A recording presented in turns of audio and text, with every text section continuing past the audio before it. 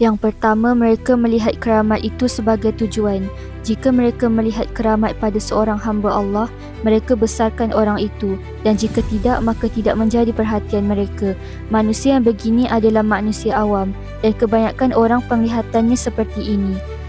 Yang kedua, manusia melihat bahawa keramat itu adalah sebagai kurnia Allah di mana wali Allah mungkin tertipu terhadap dirinya apabila ia tidak awas dan mengetahui betul sampai di mana ukuran dirinya.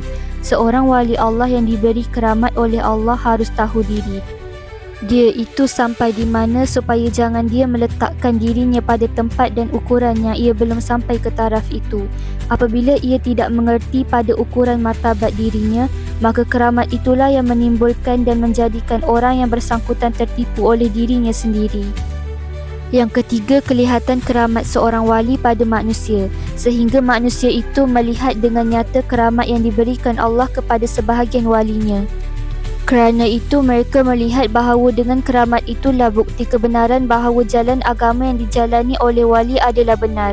Dengan demikian, apabila dia selama ini tidak mengaku kebenaran wali itu, maka sekarang dia kembali pada mengakuinya. Apabila dia selama ini seorang kafir, dengan sebab melihat kebenaran keramat wali itu, ditinggalkan kekufurannya dan masuklah dia ke dalam agama Islam.